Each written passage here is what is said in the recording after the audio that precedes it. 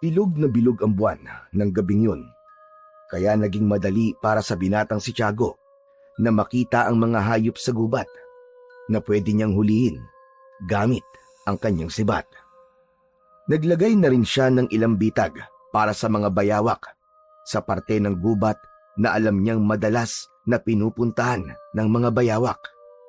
Kasama ni Tiago ang kaibigan niyang si Dodong na ilang gabi nang sumasama sa kanya sa pangangaso dahil wala itong pinagkakakitaan.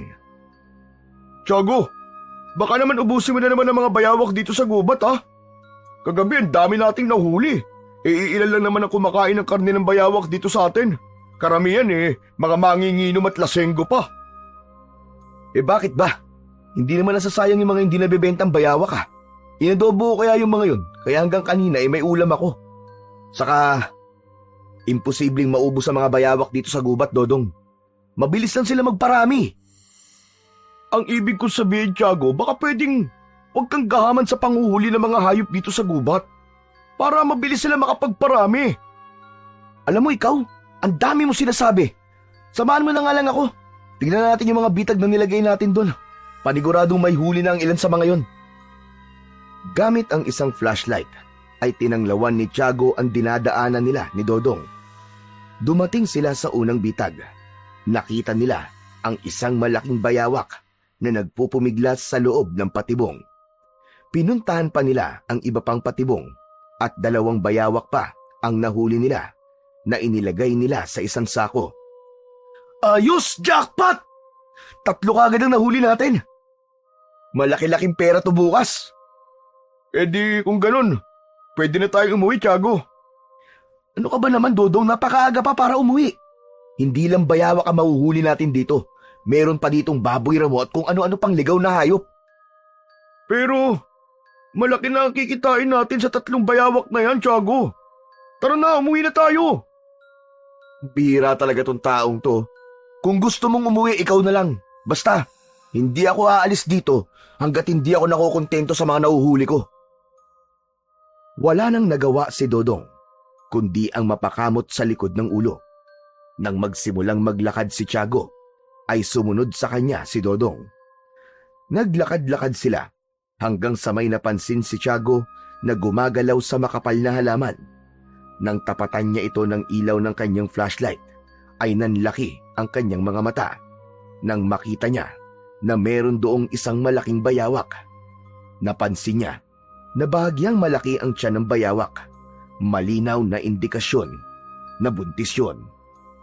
Inihanda ni Tiago ang kanyang sibat, ngunit bago pa man niya mapakawalan ang sibat, ay mahigpit na hinawakan ni Dodong ang braso niya. Napansin sila ng bayawak, kaya mabilis yun tumakbo palayo at agad yung nawala sa kanyang paningin. Tiago, wag! Ano ka ba? Pambihira ka naman, Dodong! Ano ba ginagawa mo? Bayawak na, naging bato pa! Kung talaga, oo. Pero hindi mo ba nakita, pre? Buntis ang bayawak na yun. Ano ka ba naman? Ano naman kung buntis? Ako ba nakabuntis sa kanya? Tiago naman, ang ibig ko sabihin, sayang kung mamamatay siya. Kapag pinatay mo siya, pati anak niya, mamamatay din. Alam mo, panira ka talaga sa diskarte ko kahit kailan eh. Sa susunod nga, hindi na kita sasama. Buwisit ka. Makauwi na nga lang. Nawala na ako ng ganang manghuli ng bayawak dahil sa'yo.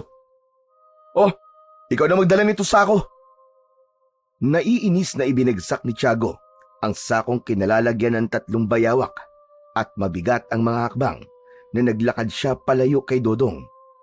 Hinabol siya nito pero hindi niya ito pinansin dahil sa sama ng loob niya na nakawala yung buntis na bayawak. Mag-isa na lang si Tiago sa buhay mula nang maghiwalay ang kanyang mga magulang.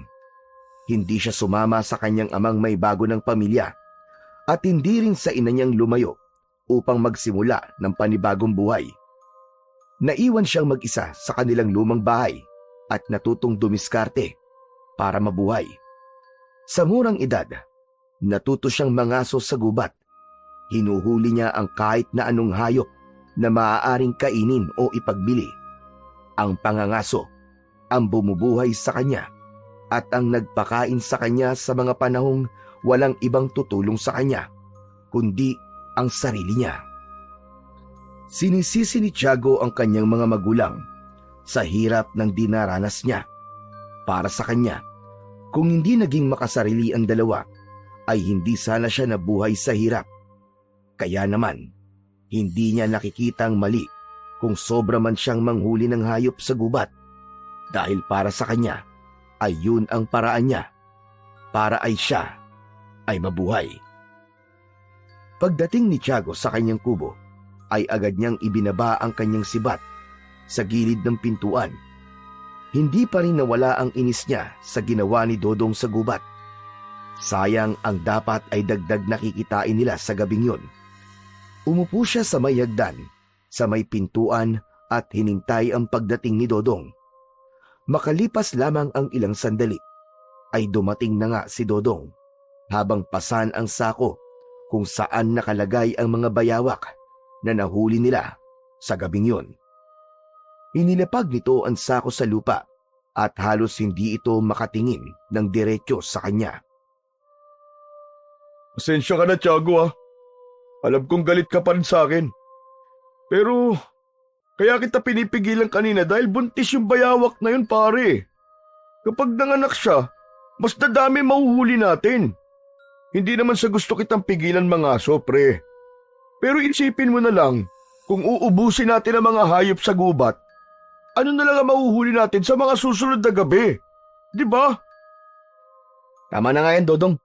Huwag ka na magpaliwanag. Nangyari na ang hindi dapat mangyari. Sige na, umuwi ka na. Bukas na lang ulit tayo magkita. Baka umupa na ang inis ko sa'yo. O sige, Tiago. Bukas na lang. Malungkot na tumalikod si Dodong at marahang naglakad palayo. Kinuha naman ni Tiago ang sako at ipinasok sa kanyang kubo. Matapos yun, ay isinarado na niya ang pinto at humiga na siya sa kanyang papag. Habang nakatingin sa kisame, ay hindi pa rin mawala sa isip niya ang nakatakas na buntis na bayawak.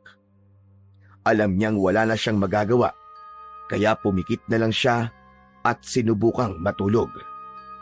Kinabukasan, maagang nagising si Tiago. Agad siyang lumabas ng kubo upang maghilamos sa drum ng tubig na nasa gilid ng bahay. Nang makaramdam ng konting ginhawa, ay bumalik siya sa loob at nagsalang ng mainit na tubig sa pugon. Maya-maya pa, ay nagtimpla na siya ng kape at umupo sa mahabang bangko na nasa harapan ng kanyang kubo. Matapos maubos ang kape, kinuha niya sa sako kung saan nakalagay ang 3 bayawak. Pumunta siya sa palengke at mabilis niyang naibenta ang mga yon sa isang suki niyang tindero ng karne. Nang makuha ang bayad, ay agad siyang umuwi. Nang makabalik na si Tiago sa kanyang kubo, ay nadatnan niyang nakaupo sa hagdan si Dodong.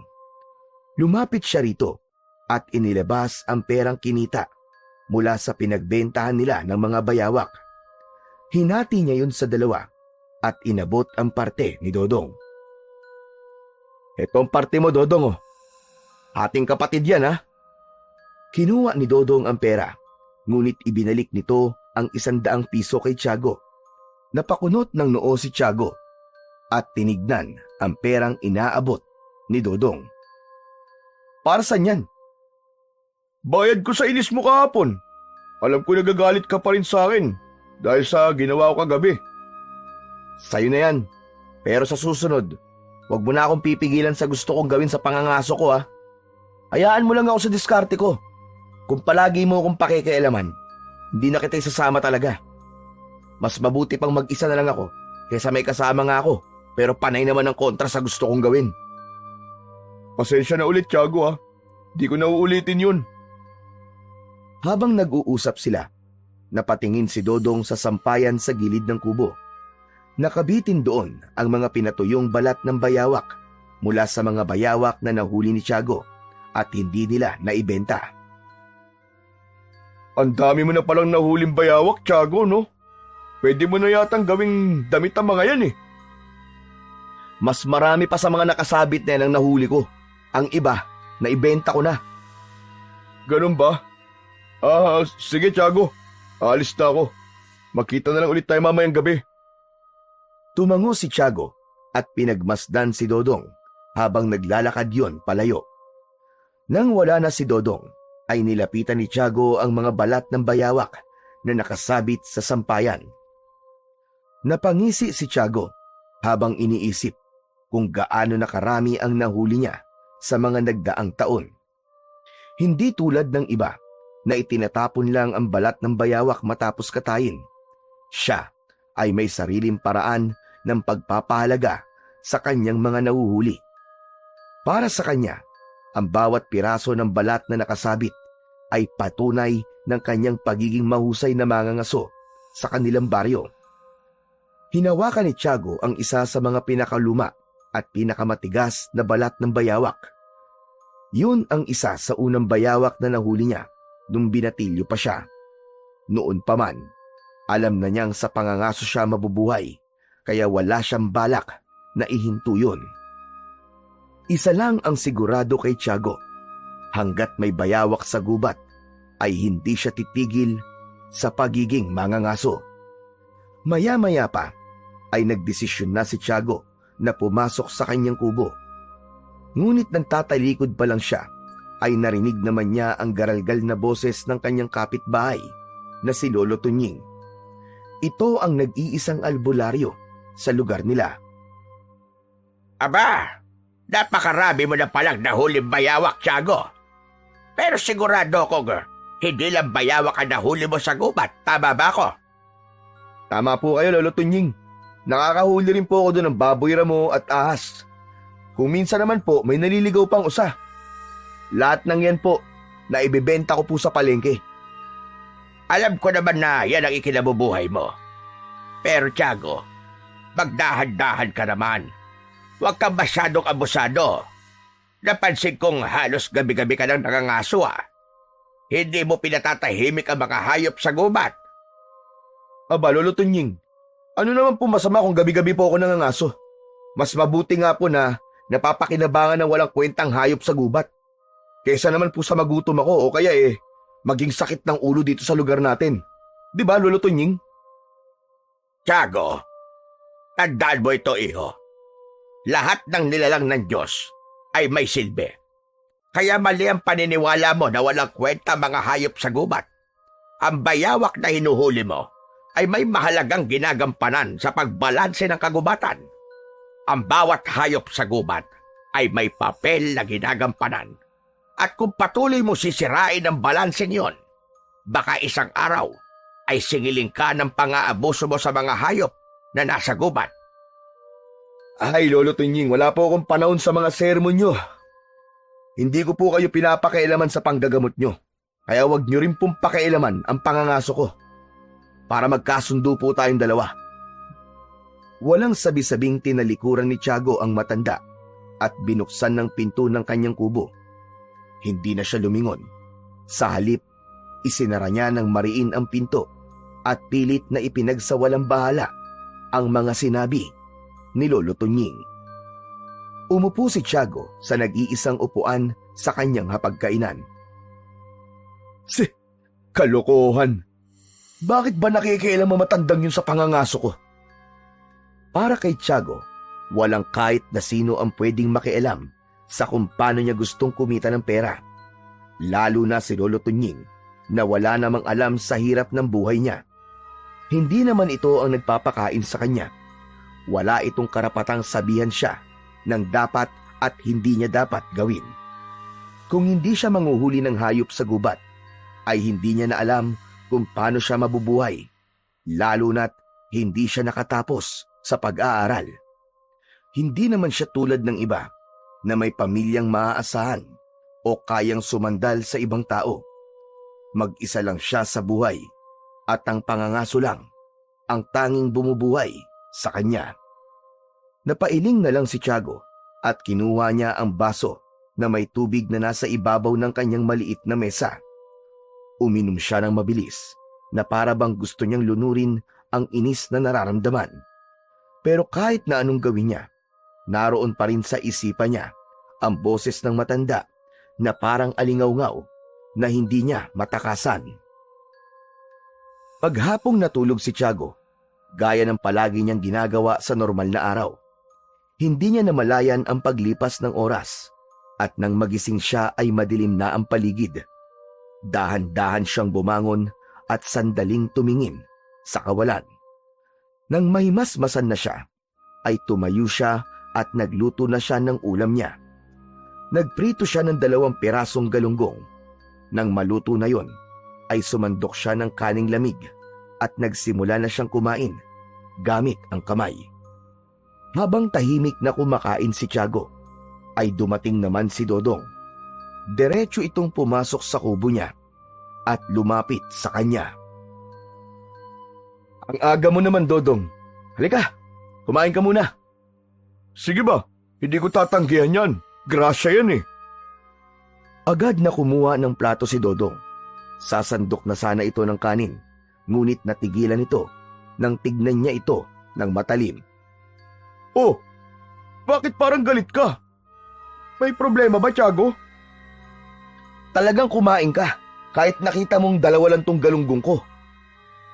Niyaya mo ko eh. Natural, kakain ako. Napailing na lang si Tiago at itinuloy ang pagkain. Hindi na siya nag-abala pang magsalita at hinayaan na lang niya si Dodong na saluhan siya sa kanyang hapunan. 8:00 na ng gabi nang marating nila Tiago at Dodong ang masukal na bahagi ng gubat. Dahan-dahan silang gumalaw at sinilip ang bawat siwang ng mga ugat at bato.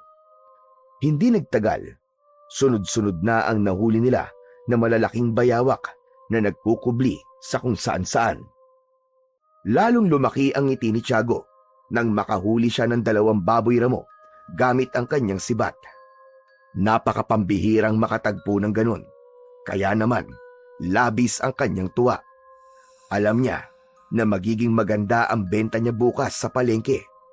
Punong-puno ang kanilang sako sa dami ng bayawak na kanilang nahuli.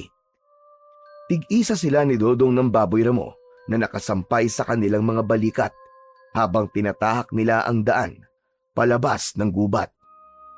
Sa kabila ng pagod, magaan ang pakiramdam ni Tiago dahil nakabawi siya sa kakaunting nahuli niyang hayop nung nakaraang gabi. Abot tenga ang ngiti ni Tiago habang naglalakad sila ni Dodong palabas ng gubat. Bakas sa mukha niya ang saya at tagumpay, habang si Dodong naman ay naglalakad ng may kasamang pagod, ngunit hindi maitatangging masaya rin siya sa dami ng kanilang nahuli sa gabing yon. Nakita mo na, Dodong, kapag hindi ka kumukontra sa mga diskarte ko, ganito ang kalalabasan. Marami tayong mahuhuli. Oo nga, Tiago. Maganda nga ang huli natin ngayon, pero baka naman pwede tayo magpahinga kahit 1 o 2 gabi man lang. Marami naman tayong nahuli ngayong gabi. Kung gusto mo magpahinga, edi magpahinga ka. Hindi ako pwede magpahinga. Alam mo ba kung gaano karaming gastusin ang kailangan nating harapin sa araw-araw, ha? Hindi tumitigil ang buhay, Dodong, kaya't hindi rin ako pwede magpahinga. Kailangan ko pa rin na maraming hayop na mahuhuli dito sa gubat para hindi ako magutom. Tiago, huwag kang magagalit. Nagsasuggest lang naman ako sa iyo eh. Hindi na nagsalita si Tiago at patuloy lang siya sa paglalakad.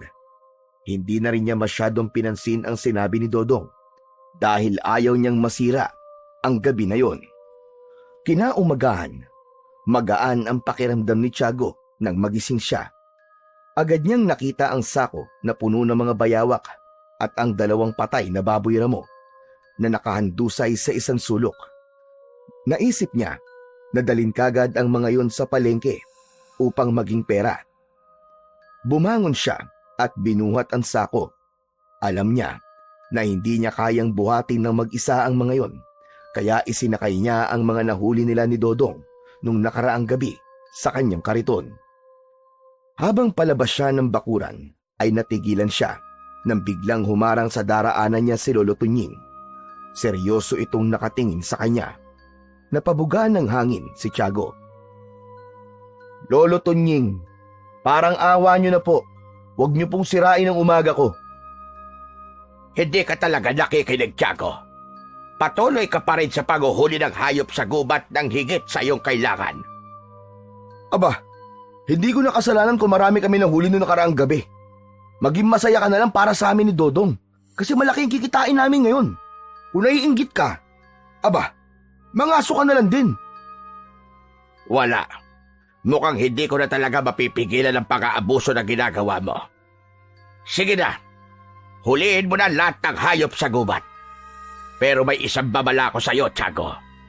Huwag mong huhulihin o sasaktan ang gintong bayawak na nakatira sa gubat. Ano, Lolo Tunying? Gintong bayawak? Lolo Tunying, walang gintong bayawak sa gubat. Kahit nga pula, dilaw o berdeng bayawak, wala ron. Ginto pa kaya?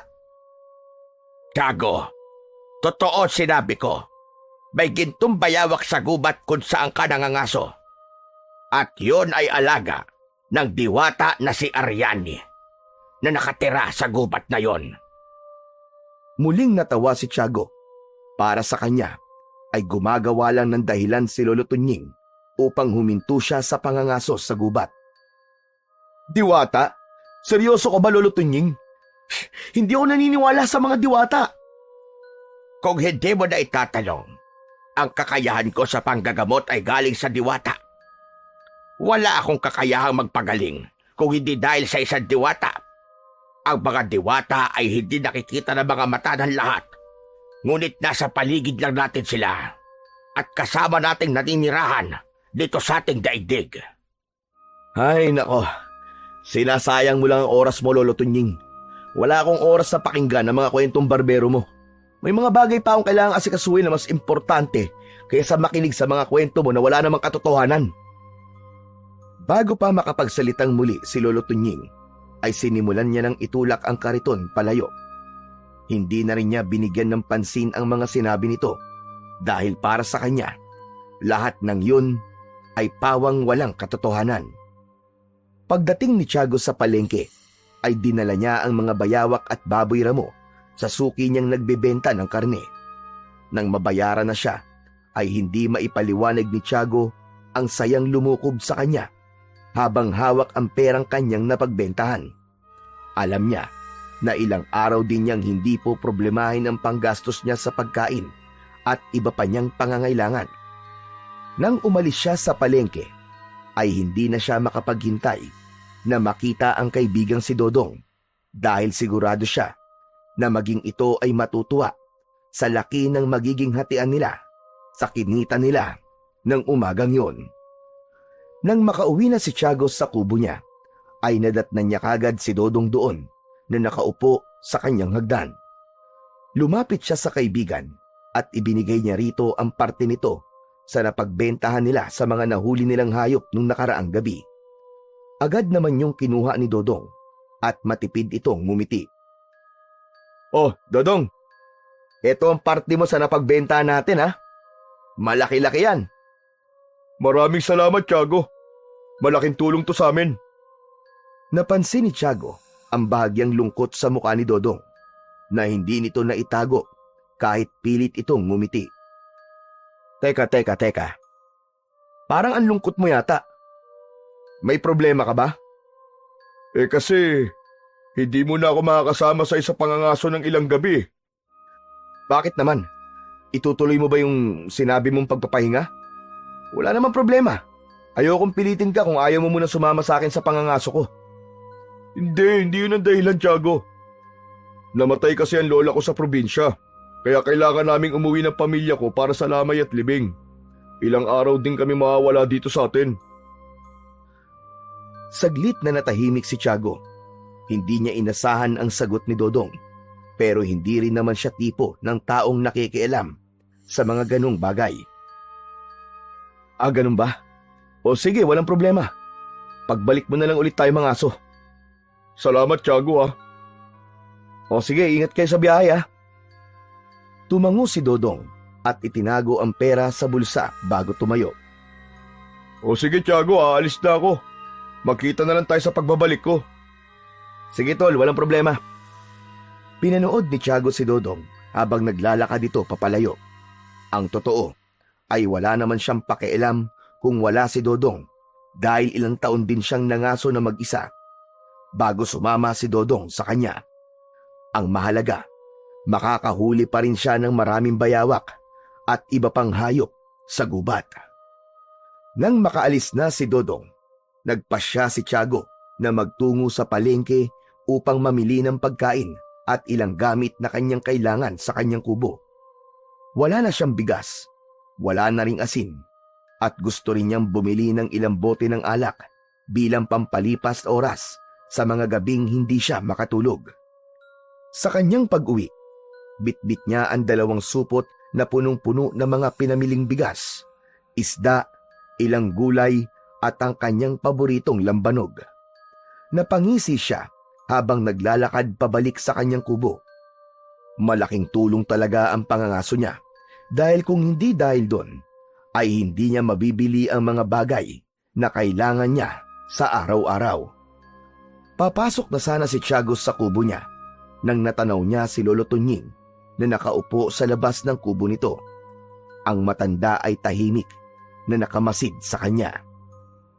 Nakakalokong ngumiti si Tiago at lumapit siya sa bakod na kawayan na nagsisilbing hati sa lupang pag-aari ni Tiago at ng matandang albularyo. Lolo Tunying, tignan mo itong mga dala ko. Ang dami ko nabili, no? Buti na lang at masipag ako mangaso sa gubat, di ba? Nagyayabang ka ba sa akin, Tiago? Hindi naman po, Lolo. Ipinapakita ko lang po sa inyo kung ano napapala ko sa pangangaso ko. Yung pangangaso ko na lagi mong pinakikialaman. Tumingin ng diretso si Lolo Tunying kay Tiago habang seryoso ang muka. Mag-ingat ka, Tiago. Hindi mo dapat inaabuso ang kagubatan. At higit sa lahat, iwasan mong hulihin ang gintong bayawak. Hindi siya nakikialam ako sa'yo. Ayoko lang na mapahamak ka. Gintong bayawak? Talaga bang ipipilit mo pa rin sa akin ang gintong bayawak sa gubat na sinasabi mo? Sinasabi ko na sa'yo na malaking kapahamakan ang naghihintay sa'yo kapag sinaktan o ginalaw mo ang bayawak na yon. Alam nyo, Lolo Tunying, kapag nakakita man ako ng gintong bayawak, huhulihin ko agad yun. Malamang malaking halaga yun. Baka pwede ko pang isanla sa pawn shop yun eh. Napailing na lang si Lolo Tunying sa sinabing yon ni Tiago. Halatang hindi ito natutuwa sa sagot ni Tiago. Hindi ako nagbibiro, Tiago. Seryosohin mo mga sinasabi ko sa'yo at baka sa huli ay magsisi ka. Wala akong oras para sa mga kwento mo tungkol sa gintong bayawak, Lolo Tunying. Ang mahalaga, ilang araw akong hindi mamumroblema sa kakainin ko dahil sa pangangaso ko. Hindi na hinintay ni Tiago ang sagot ng matandang albularyo at diretso siyang pumasok sa kanyang kubo. Habang inaayos niya ang kanyang mga pinimili, ay patuloy pa rin siyang natatawa sa sinabi ng albularyo sa kanya. Alam niya na tinatakot lang siya ni Lolo Tunying upang huminto na siya sa kanyang pangangaso. Kung anuman ang dahilan nito kung bakit nito yun ginagawa, ay wala na siyang pakialam. Kinagabihan, gaya ng nakasanayan ni Tiago, ay nagtungo na siya sa gubat upang mangaso. Hindi niya kasama si Dodong sa gabing yon, kaya mag-isa niyang tinahak ang masukal na daan habang dala ang isang sibat at sako. Pumwesto siya sa lugar kung saan palagi siyang nakakahuli ng mga bayawak. Matagal siyang naghintay at nagmatsyag, pero tila mailap ang mga hayop sa gabi na yon. Ilang oras ang lumipas bago siya nakahuli ng isang bayawak at hindi na yon nasundan pa. Napasimangot si Tiago sa labis na pagkainis. Kung ano kasing ikinadami ng huli niya nung nakaraang gabi, ay siya namang kabaligtaran ng gabing yon. Nang wala na talagang mahuli si Tiago at inabot na siya ng madaling araw, ay nagdesisyon na siyang bumalik sa baryo. Pagdating niya sa kanilang baryo, ay agad siyang nagtaka sa kanyang nakita. Ilang bahay ang wasak, may sirang mga dingding at bubong na para bang isang malakas na bagyo ang dumaan. May mga sugatang tao, ang ilan ay may malalalim na galos at pasa. May mga umiiyak at halatang takot na takot at hindi alam ang gagawin. Ang buong baryo ay tila nabalot ng takot at kaguluhan. Sa gitna ng kaguluhan, nakita ni Tiago si Lolo Tunying sa labas ng kubo nito. May ginagamot itong isang lalaking duguan ang bisig, habang may dalawa pang sugatan na tila naghihintay na gamutin ito. Nilapitan ni Tiago ang matanda upang magtanong. Lolo Tunying, ano po nangyari dito sa atin? Bakit nagkakagulo po ang lahat? Hindi lumingon si Lolo Tunying at patuloy lang ito sa kanyang ginagawa. Lolo Tunying, ano ba? Sagutin niyo naman ako! Saka na tayo mag-usap, Tiago. Marami pa akong kailangan gamutin. Pumasok ka na lamang muna sa kubo mo. Hindi na pinilit pa ni Tiago na sagutin siya ni Lolo Tunying. Tumingin siya sa paligid at hindi niya naiwasang mag-alala para sa kanilang baryo.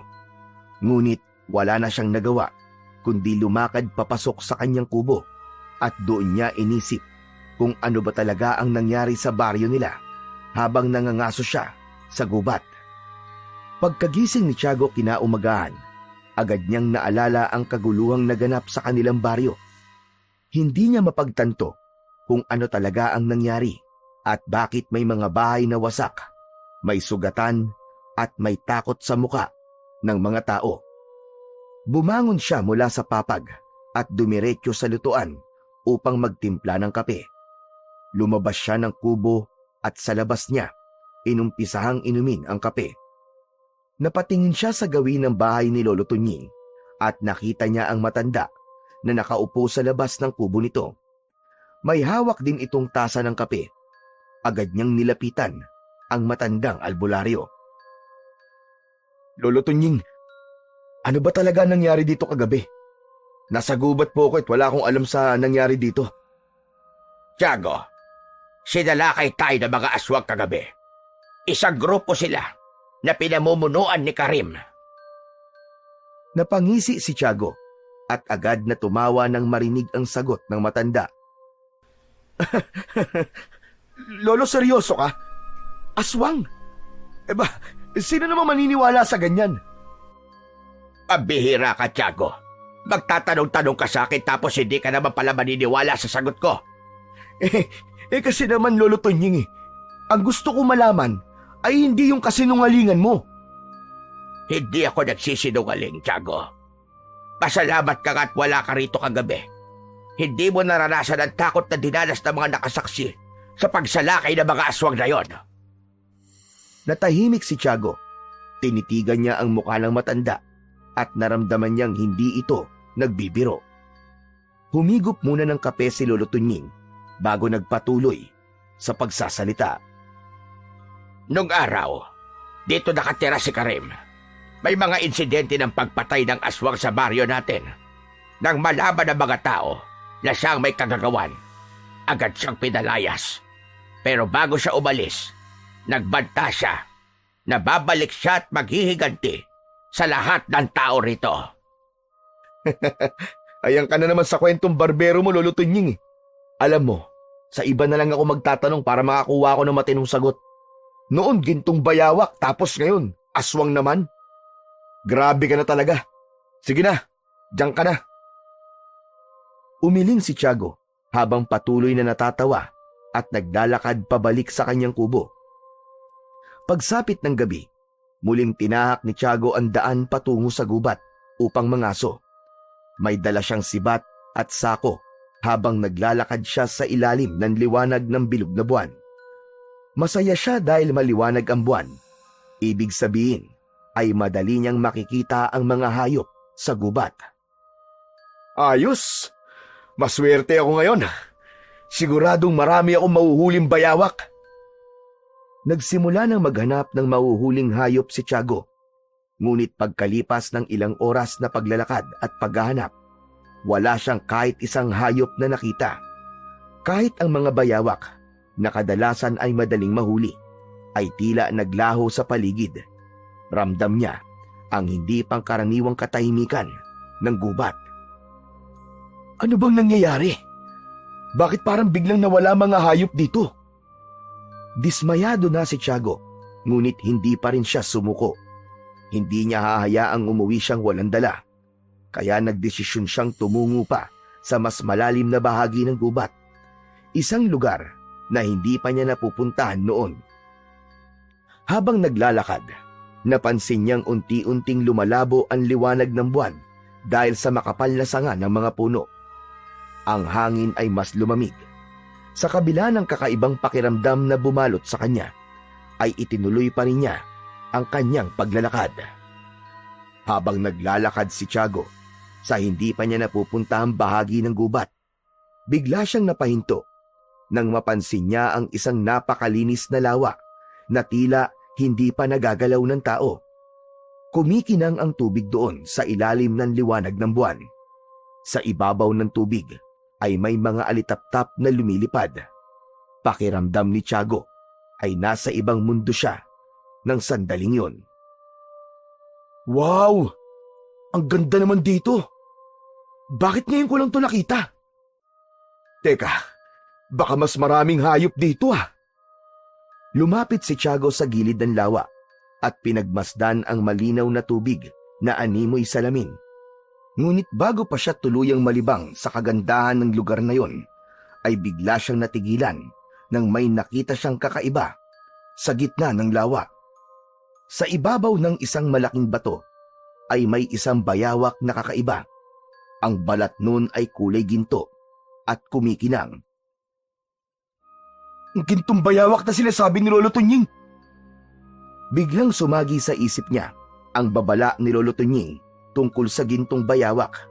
Naalala niya na ayon sa matanda ay hindi niya maaaring saktan o hulihin dahil ang gintong bayawak na yon ay alaga ng diwata na si Aryani. Ngunit imbis na matakot, ay nagningning ang kanyang mga mata sa ideya na maaari niyang maibenta ang gintong bayawak sa malaking halaga dahil bihira lang ang ganung uri ng bayawak. Nagsimulang humakbang si Tiago papunta sa lawa. Ngunit bago pa siya makalapit ng tuluyan, ay biglang gumalaw ang gintong bayawak at tumalon sa tubig. Mabilis siyang lumangoy palayo. Walang pag-aalinlangan na lumusong si Tiago sa lawa na ang taas ng tubig ay hanggang bewang niya. Hinabol niya ang bayawak at ilang beses niya yung tinangkang sibatin, pero palagi yung nakakaiwas. Napakabilis nitong lumangoy at kahit anong gawin niya ay hindi niya yon matama-tamaan. Nagpatuloy ang kanyang paghabol sa gintong bayawak hanggang sa wakas, sa isang mabilis na galaw ng kanyang kamay, ay nasibat niya ang gintong bayawak. Tumusok ang matulis na dulo ng sibat sa katawan nito. Hayop kang gintong bayawak ha! Pinahirapan mo pa ako ha! O ano ka ngayon? Huli ka! Isang matinding kasiyahan ang bumalot kay Tiago nang iangat niya ang sibat at nakita niya na nasa dulo nun ang gintong bayawak na nagpupumiglas pa. Makalipas lang ang ilang segundo ay huminto na ang gintong bayawak sa paggalaw at tuluyan na yung binawian ng buhay. Naglakad si Tiago papunta sa pangpang. Nang makaahon na siya sa tubig, ay tinignan niyang muli ang gintong bayawak. Hindi pa rin siya makapaniwala na may ganong uri ng bayawak na nabubuhay sa gubat na yon. Nagulat si Tiago nang biglang umalingaw-ngaw ang isang napakalakas na dagundong na parang kulog na nagmumula sa ilalim ng lupa. Napalingon siya bigla sa lawa. Nanlaki ang kanyang mga mata nang makita niya na may unti-unting nabubuong ipo-ipo sa gitna ng lawa. Ang tubig ay umikot ng napakabilis at tila may bumubulwak na liwanag mula sa ilalim. Hindi siya makagalaw na para bang napako ang kanyang mga paa sa lupa dahil sa pagkakabigla. Mula sa gitna ng ipo-ipo, isang figura ang lumitaw. Isang babae na may hindi pangkaraniwang ganda. Mahaba ang buhok nitong kulay pilak. Sumasayaw-sayaw ang buhok nito sa hangin na para bang may sarili yung buhay. Ang kasuotan nito ay puting tela na malambot at bahagyang kumikinang. Pero ang ikinatakot ni Tiago ay puro puti ang mga mata nito. Lumipad ang babae palapit sa kanya habang bakas sa mukha nito ang matinding pagkapuot. Sino ka? Huwag ka lalapit! Ka lalapit! Lumayo ka sa akin! Hindi siya sinagot ng babae. Nagpatuloy lang ito sa paglapit sa kanya. At sa hindi malamang dahilan, pakiramdam ni Tiago ay parang hinihigop siya ng presensya nito. Nanginig ang buong katawan ni Tiago at hindi niya namalayan na nabitiwan na pala niya ang sibat kung saan nakatusok sa dulo nun ang gintong bayawak. At sa isang iglap ay nasa harapan na niya ang mahiwagang babae. Nanghina ang mga tuhod ni Tiago sa matinding takot na nararamdaman. Kaya napaupo siya sa lupa. Ramdam na ramdam niya ang matinding galit sa kanya ng mahiwagang babae. Hindi kita mapapatawad, Tiago. Dahil sa pagpaslang mo sa alaga kong gintong bayawak. Napasinghap si Tiago. Napatingin siya sa gintong bayawak na nakahandusay sa lupa at wala ng buhay. Doon niya napagtanto ang katotohanan. Ang babaeng kaharap niya ay walang iba kundi si Ariani, ang diwatang sinabi ni Lolo Tunying na nagbabantay sa kagubatan na yon. Teka, ikaw si Ariani? Tama ka. At ngayon, isang kaparusahan na hindi ko makakalimutan ang ipapataw ko sa'yo. Patawad, hindi ko alam. Hindi ko alam na alaga mong gintong bayawak na yon. Wala kang haba sa pagpatay sa mga hayop sa gubat na ito. Matagal na kitang minamatyagan, Tiago. Alam ko kung gaano ka kaabusado. Hindi ko talaga sinasadya. Maawa ka sa akin, Ariani. Patawarin mo ko. Hindi na may babalik ng iyong pagiging ng tawad ang buhay ng aking alaga. At hindi rin ito mababago ang lahat ng kasalanan mo sa gubat na ito. Ariani, magbabago na ako, pangako. Maniwala ka sa akin, magbabago na ako. Hindi sapat ang pangako, Tiago. Kailangan mo maramdaman ang aking galit at puot upang maintindihan mo na lahat ng kasamaan na ginawa mo ay merong kaparusahan. Napapikit si Tiago. Nanginginig siya sa takot. Alam niyang hindi siya basta-basta pakakawala ng diwata. Napaatras siya nang makita niyang itinaas ni Ariani ang mga kamay nito. Mula sa palad ng diwata ay lumitaw ang isang makinang na berdeng mutya na animoy na babalot ng mahika. Unti-unting lumutang ang mutya sa hangin. Sa iyong kasakiman at kawalan ng respeto sa kalikasan, ipapataw ko sa iyo ang isang sumpa. Mabilis na lumipad ang mutya.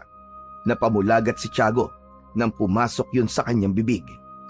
Bumaba sa kanyang lalamunan at parang naglakbay sa kaloob-looban ng kanyang katawan.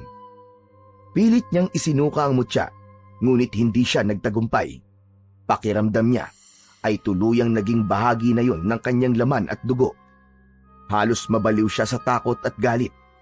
Napatingin siya kay Ariani habang nakikiusap ang kanyang mga mata. Anong ginawa mo sa akin? Ano yung pinalunok mo sa akin? Ang mutya ng gintong bayawak. Sa tuwing magagalit ka o makakaramdam ng matinding emosyon, ay magbabagong anyo ka at magiging isang taong bayawak. At upang hindi ka na rin maging lapastangan sa kalikasan at mga hayop, mawawala lamang ang mutya ng gintong bayawak sa iyong katawan kapag nakagawa ka ng isang kabutihang may malaking pakinabang sa maraming tao at sa kalikasan. Hindi mo maaaring gawin sa akin to. Maawa ka! Nagmakaawa si Tiago. Tumayo siya upang lapitan si Ariani. Ngunit bago pa niya magawa yon, ay unti-unti nang naglaho si Ariani sa hangin. Luminga siya sa kanyang paligid sa pag-asang makikita niya ang diwata. Ngunit bigo siya. Ariani! Ariani, bumalik ka! Bawiin mo ang mutya! Alisin mo sa katawan ko to! Huwag mo akong isumpa, Ariani! Ariani! Ngunit kahit na anong sigaw at pagsamo ni Tiago, ay hindi na nagpakita pa sa kanya si Ariani. Nang mapagtanto ni Tiago Nawala na nga si Ariani, ay napabuntong hininga siya at sinubukang pakalmahin ang sarili. Ngunit bago pa siya tuluyang makapag-isip kung ano ang susunod niyang gagawin, biglang gumapang sa kanyang pandinig ang kakaibang tunog. Napalingon siya sa paligid at doon niya nakita ang mabilis na pagdating ng napakaraming bayawak mula sa gilid ng lawa, sa likod ng mga punong kahoy at maging sa matataas na damo. Mapupula ang mga mata ng mga yon at ang ilan ay malalaki na halos kasinlaki ng aso. Pinalibutan ng mga bayawak si Tiago. Wag! Wag! Huwag kayo lumapit! Lumayo kayo sa akin! Huwag kayo lumapit! Napaatras si Tiago at saka siya tumakbo ng mabilis palayo sa mga bayawak. Humahango siya. Tinahak niya ang daan palabas ng kagubatan. Abot langit ang takot na nararamdaman niya habang dama niya ang malamig na pawis sa kanyang muka. Ngunit habang patuloy siyang tumatakbo, isang matinding pagod ang dumaloy sa kanyang katawan. Parang bigla siyang nanghina. Parang may kung anong mabigat na bagay ang pumigil sa kanyang mga paa. Napahinto si Tiago sa pagtakbo habang habol ang kanyang paghinga. Napatingin siya sa kanyang mga kamay at labis siyang nanghilakbot nang makita na matutulis at kulay itim na ang kanyang mga daliri sa kamay. Ang kanyang balat ay mabilis na nagbago. Naging magaspang yun at nagkaroon ng kaliskis ng tulad sa isang bayawak. Napaatras siya sa labis na gulat. Mas lalo niyang naramdaman ang mas matinding pagbabago sa kanyang katawan. Lumapad ang kanyang dibdib at kusang lumabas ang kanyang dila gaya ng sa isang bayawak. Kasunod nun ay naramdaman niya na humaba ang kanyang muka at ang kanyang ilong ay nawala. Nagkaroon siya ng matutulis na pangil. Marahang lumabas mula sa kanyang likod ang isang mahaba at makapal na buntot. Sa tindi ng sakit at takot na nararamdaman niya, napasigaw si Tiago ng malakas. Ang kanyang tinig ay hindi na tinig ng tao, kundi isang malalim at garalgal na hiyaw ng isang halimaw. Hindi na kinaya ni Tiago ang nangyari sa kanya, kaya umikot ang paningin niya. Bumagsak siya sa lupa at doon ay tuluyan na siyang nawalan ng ulirat. Maliwanag na nang bumalik ang ulirat ni Tiago. Agad siyang napasigaw dahil ang unang pumasok sa utak niya ay ang alaala na nag-anyong taong bayawak siya. Ngunit natigilan siya nang napansin niya na nasa loob siya ng isang kubo na hindi pamilyar sa kanya. Napatingin siya sa kanyang mga kamay at napagtanto niyang tao na siya ulit. Wala na ang matutulis na kuko, ang kaliskis at ang buntot. Napahawak siya sa kanyang noo at doon niya naramdaman ang malamig na dahon na nakatapal doon. Biglang bumukas ang pinto ng kubo at pumasok doon si Lolo Tunying na may dalang maliit na palanggana na may lamang tubig. Mabuti naman at nagising ka na, Tiago. Kumusta na ang pakiramdam mo? May masakit pa ba sa iyo? Anong ginagawa ko rito sa bahay mo? Paano ako napunta rito? Napansin kong hindi ka pa umuuwi simula kagabi. Alam ko kasi na madaling araw ay nakakauwi ka na. Bilang kapitbahay mo, nag-alala ko sa iyo kaya nagtungo ko sa gubat para hanapin ka. Nakita kitang nakahandusay sa lupa at walang balay. Kaya nagpatulong ako sa ilang kalalakihan para may uwi ka rito. Sarado ang bahay mo, kaya dito na muna kita dinala. Napalunok si Tiago. Pilit niyang inilala ang nangyari bago siya mawalan ng malay. Dahil doon ay kinakabahan siyang napatingin kay Lolo Tunying. Lolo Tunying, nung nakita niyo po ako sa gubat, ano pong itsura ko? Eh di kung anong itsura mo ngayon, ay ganon din kita nung nakita kanina. Abay bakit ba? Meron ka bang ibang itsura para magtanong ka sa akin ng ganyan? Wala naman po. Salamat po sa inyo, Lolo Tunying. Pero kailangan ko na pong umuwi. Natataranta si Tiago. Bago pa makapagtanong ang matanda, ay nagmamadaling lumabas si Tiago mula sa kubo. Mabilis siyang naglakad pauwi sa kanyang bahay. Pagkarating niya sa kanyang kubo, ay agad niyang isinara ang pinto. Inilapat niya ang kanyang likod sa dingding habang humihingal. Binalikan niya sa isip ang mga nangyari nung nakaraang gabi, ang pagpapakita ni Aryani, ang sumpa at ang kanyang biglaang pagbabagong anyo bilang isang taong bayawak. Napatingin siya sa kanyang mga kamay. Pakiramdam niya ay may kakaiba pa ring dumadaloy sa kanyang dugo. Napahawak siya sa kanyang dibdib. Dama niya ang bigat ng mutya ng gintong bayawak na itinanim sa loob ng kanyang katawan. Sa mga sumunod na araw, hindi na naging katulad ng dati ang buhay ni Tiago. Palagi siyang wala sa sarili. Laging malalim ang iniisip at bihirang makausap ng kanyang mga kapitbahay. Kahit anong gawin niya, hindi niya maalis-alis sa isipan ang gabing nagbago ang kanyang pagkatao.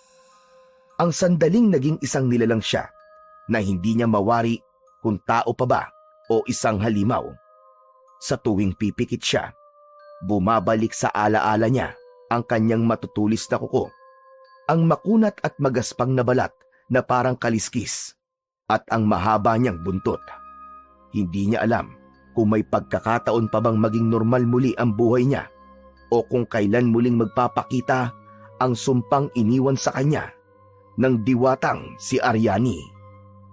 Habang patuloy na naguguluhan si Tiago sa kanyang sariling pagkatao, isang mas matinding panganib ang muling nangyari sa kanilang baryo. Isang gabi, isang panibagong pag-atake ng mga aswang na pinamumunuan ni Karim ang naganap sa kanilang baryo. Inatake ng mga aswang ang lahat ng tao na nakita ng mga yun. May mga namatay at may ilang nasugatan. Habang nangyayari yun, ay nakatago lang si Tiago sa loob ng kanyang kubo. Nasaksihan ni Tiago ang tunay na lupit ng mga aswang. Nakita niya kung paano ginilitan ng matutulis na kuko ni Karim ang isang lalaking nagtangkang protektahan ang pamilya nito.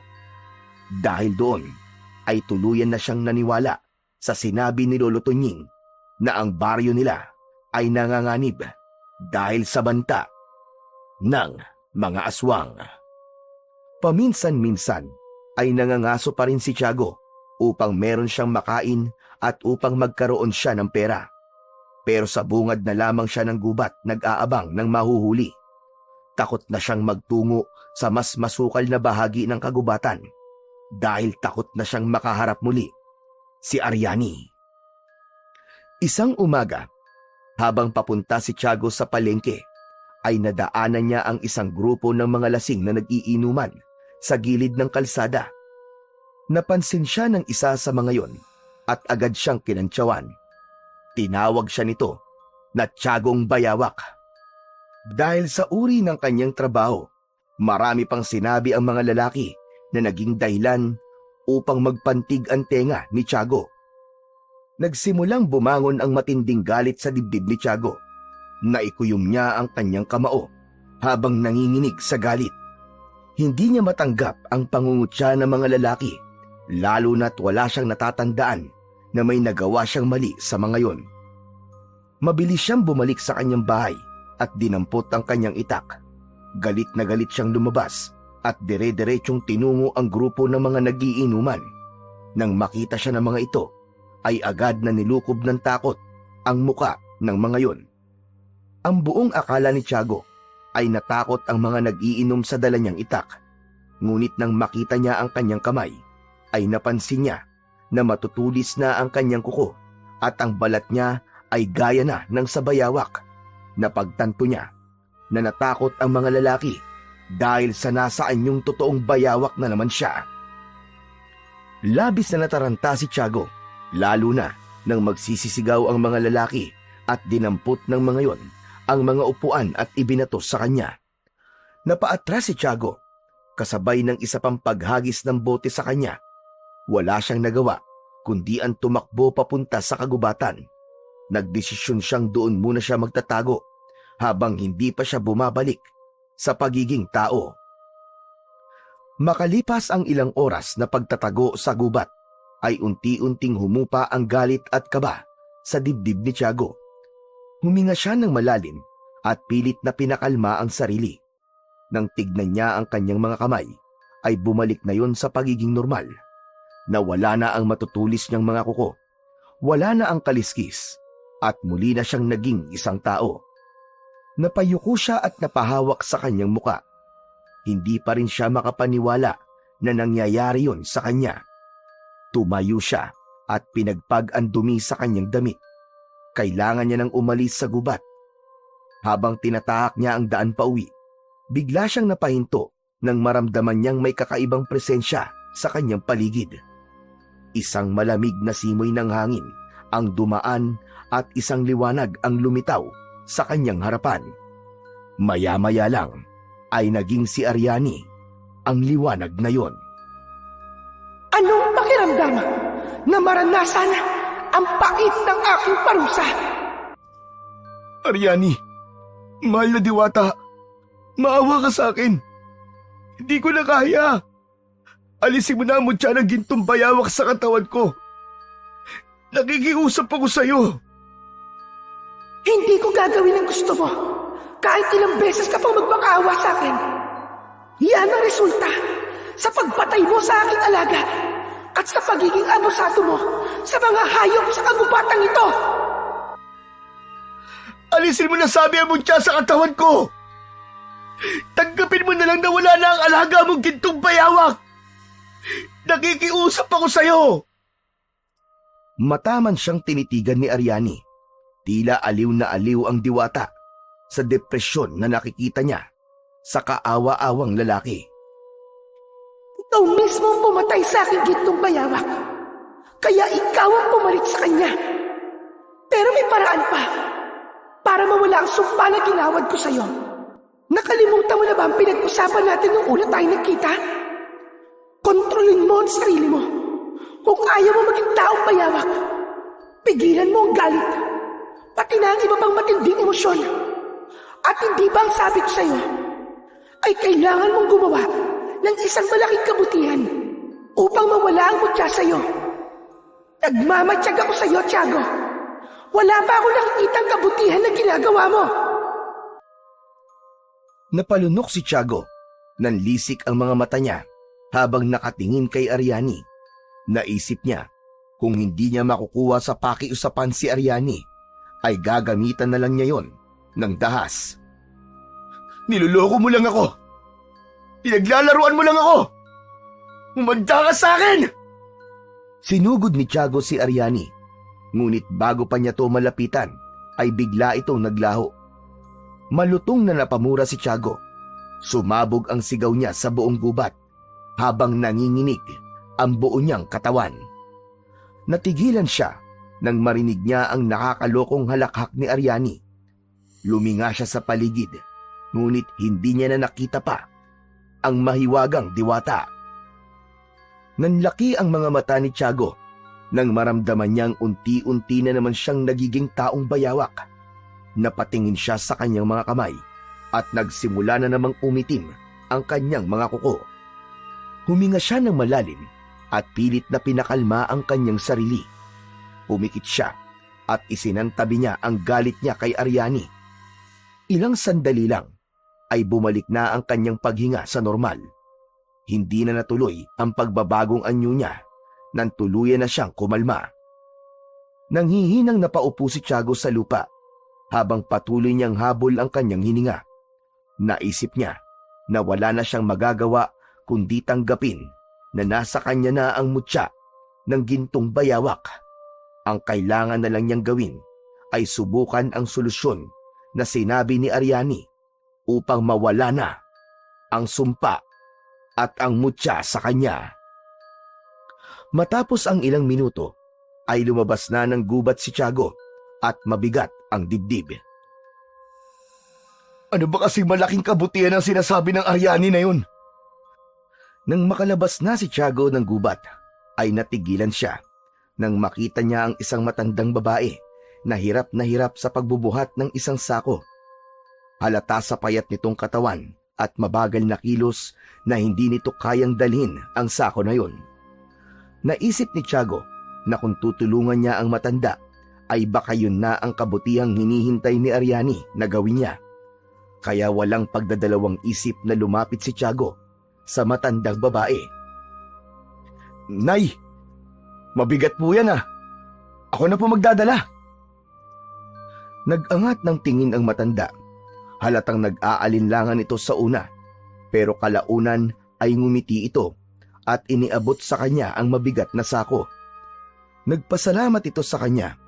Anito ay hindi nito inaasahan na meron pang mabubuting tao na kagaya ni Tiago. Ayon sa matanda, ay sasakayan ito ng tricycle pupunta. Pinasan ni Tiago ang mabigat na sako ng bigas sa kanyang balikat. Naglakad siya sa ilalim ng matinding sikat ng araw habang nasa unahan niya ang matandang babae. Nang makarating na sila sa sakayan ng tricycle, ay inilagay ni Tiago ang sako ng bigas sa likod ng tricycle. Muling nagpasalamat ang matandang babae at kumaway pa ito sa kanya bago sumakay sa tricycle. Mag-iingat po kayo, Nay ah!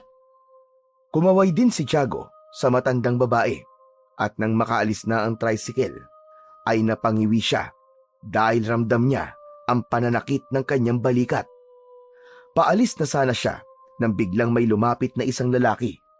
Bakas sa mukha nito ang pag-aalala habang habol nito ang paghinga. Lumapit ang lalaki kay Tiago at kinausap siya. Pare, pwede mo magtanong? May nakita ka bang matandang babae na may dalang sako ng bigas? Oo. Kasasakay lang ng tricycle eh. Kaalis lang. Bakit? Magnanakaw ang matandang babaeng yun. Ninakaw niya yung sako ng bigas sa tindahan ko. Lang niya naman oh. Natakasan pa ako. Parang binuhusan na malamig na tubig si Tiago. Saglit siyang natigilan at hindi alam kung ano ang mararamdaman nang mapagtanto niya na mali siya ng tinulungan. Kung ganun ay nasayang lang pala ang paggawa niya ng kabutihan dahil magnanakaw ang kanyang tinulungan. Simula ng araw na yon ay sinubukan ni Tiago na gumawa ng iba't ibang kabutihan. Umasa siyang kapag ganun ang ginagawa niya ay tuluyang mawawala ang mutya ng gintong bayawak sa kanyang katawan.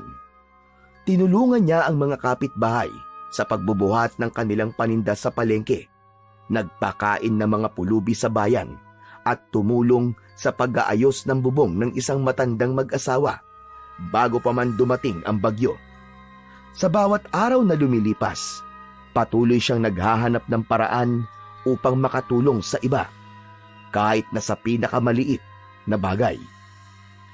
Ngunit sa kabila ng lahat ng kabutihang ginawa ni Tiago, ay nanatili pa rin sa kanya ang mutya ng gintong bayawak. Sa tuwing nadadala siya ng matinding emosyon, galit, takot o labis na saya, ay nararamdaman niya pa rin ang pag-init ng kanyang katawan at ang banta na magbabagong anyo na naman siya. Hanggang isang araw ay nais ng sumuko ni Tiago dahil pakiramdam niya lahat na ng kabutihan ay nagawa na niya, ngunit hindi pa rin nawawala ang mutya at ang sumpa sa kanyang katawan. Isang gabi, habang mahimbing na natutulog si Tiago, ay nagising siya sa malalakas na sigawan at iyakan sa labas. May mga humihingi ng saklolo, may mga nagtatakbuhan, may tunog ng mga bagay na bumabagsak at nababasag. Mabilis siyang napaupo sa higaan. Alam na niya kung ano ang nangyayari. Muling umaatake ang mga aswang sa kanilang baryo.